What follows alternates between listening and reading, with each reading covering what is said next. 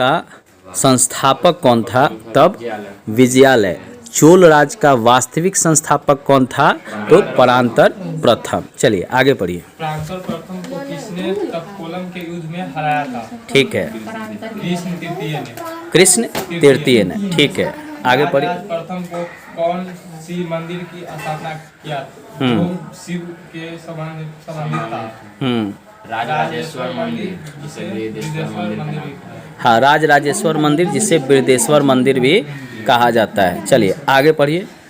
राजराज प्रथम ने किस जावा के शासक को नागापट्टनम बौद्ध विहार बनाने की अनुमति प्रदान किया? हाँ, शैलेंद्र शासक विजयतुंग। शैलेंद्र शासक विजयतुंग। ठीक है, चलिए। राजेंद्र प्रथम ने किस जावा को शासक को हराया था? हाँ, विजयतुंग। विजय तुंग वर्मन। ठीक है, विजय तुंग वर्मन जावा का शासक था जिसको राजेंद्र प्रथम ने हराया था। और राजराज प्रथम के समय जो है इसको जो है नागापट्टनम में जो है वह बौद्ध विहार बनाने की अनुमति मिला था। दोनों दो क्वेश्चन है, याद रखिएगा। चलिए आगे पढ़िए। राजेंद्र प्रथम ने किस पाल शासक को हराया तथा गंगैकोंड चोलपुरम की उपाधि धारण किया था? तो कौन पाल शासक था? महीपाल। ठीक है, चलिए। किस चोल शासक के समय श्रीलंका के शासक विजय बाहु ने स्वतंत्रता की घोषणा की? हाँ, कोलोतुंग प्रथम ने जो है उसके समय श्रीलंका के शासक जो है विजय बाहु जो है वह जो है स्वतंत्रता की घोषणा किया था। ठीक है, चलिए। राजाधिराज प्रथम की हत्या कुप्पन के युद्ध में किसने किया गया? चालुक शासक शैलेंद्र वंशी के द्वारा। चालुक शासक सोमेश्वर के कुप्पम के युद्ध में किसकी हत्या किया गया था? चालुक्य शासक सोमेश्वर के द्वारा किया गया था। किसका? राजाधिराज प्रथम। राजाधिराज प्रथम की हत्या कुप्पम के युद्ध में चालुक शासक सोमेश्वर के द्वारा किया गया था। ठीक है, चलिए। सोमेश्वर को किस चोल शासक ने कुप्पन के युद्ध में हराया था? हाँ, तो वीर वीर राजेंद्र ने क्या किया था? कुप्पम के युद्ध में सोमेश्वर को जो चालुक शासक थे उसको हराया था। ठीक है, चलिए।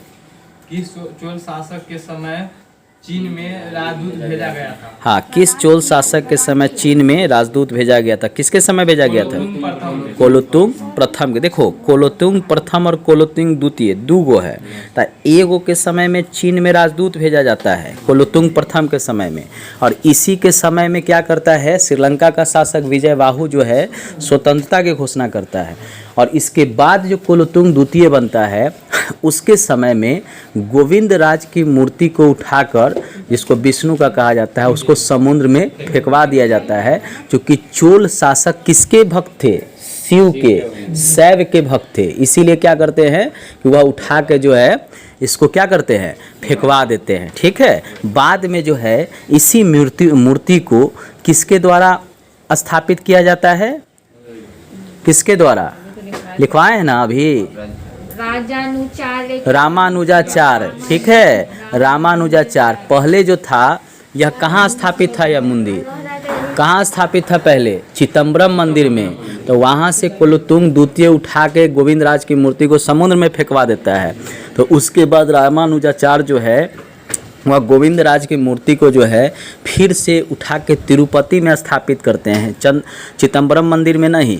फिर आगे जो है राम राय के द्वारा जो है फिर इसको चिदम्बरम मंदिर में ले जाके दोबारा स्थापित किया जाता है गोविंद राज की मूर्ति को। तो क्वेश्चन पूछेगा कोलोतुंग प्रथम या द्वितीय ने फेंकवाया था? तो कोलोतुंग द्वितीय ने फेंकवाया था, इसको याद रखिएगा। चलिए। विक्रम चोल ने किस राज्य को चोल साम्राज्य में मिला लिया था? हाँ, विक्रम चोल ने किस राज्य को चोल साम्राज्य में मिला लिया था? तो चालुक्य राज्य को। ठीक है, चलिए। कोलोतुंग द्वितीय ने किस मूर्ति को समुद्र में फेंकवा दिया था जिसका रामानुजाचार्य द्वारा निकलवाकर तिरुपति मंदिर में स्थापित किया गया था? हाँ, गोविंद राज की। ठीक है, चलिए आगे बोलिए। चोल वंश का अंतिम शासक कौन था? चोल वंश का अंतिम शासक कौन था?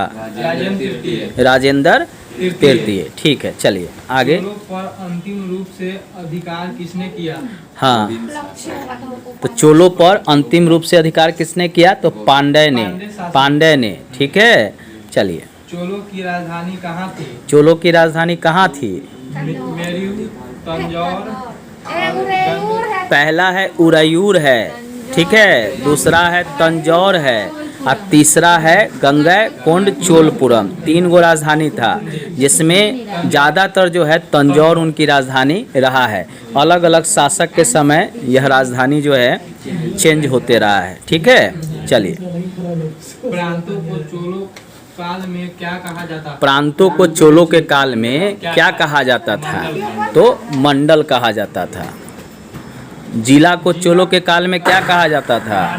तो नाडु कहा जाता था। ठीक है, उसके बाद स्थानीय प्रशासन किस राज्य की विशेषता थी? हाँ, स्थानीय प्रशासन किस राज्य की विशेषता थी?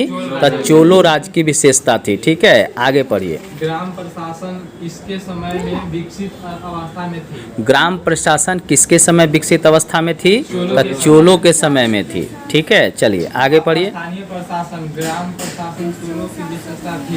आधुनिक काल में लॉर्ड रिपन ने स्थानीय प्रशासन पर जोर दिया था।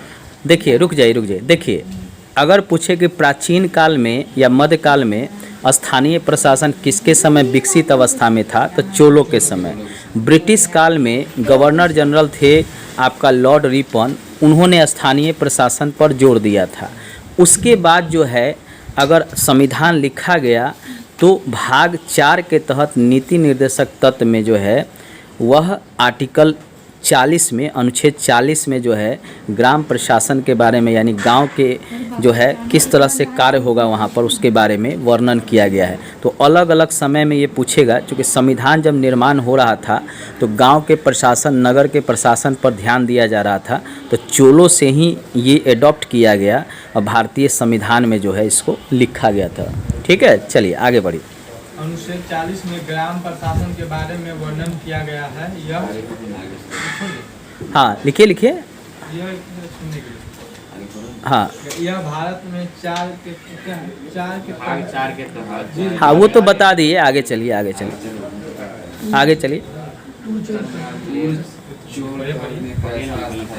पढ़िए, आगे पढ़िए।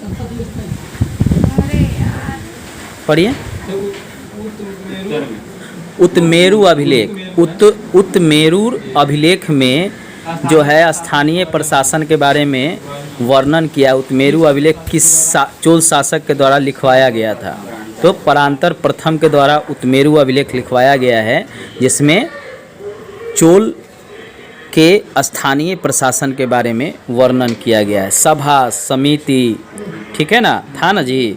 उसके बाद उर था, ठीक है, तो सब के बारे में उत्मेरू अभिलेख में वर्णन किया गया है। कौन सा बंदरगाह प्रसिद्ध था? चोलों का कौन सा बंदरगाह प्रसिद्ध था? कौन सा था?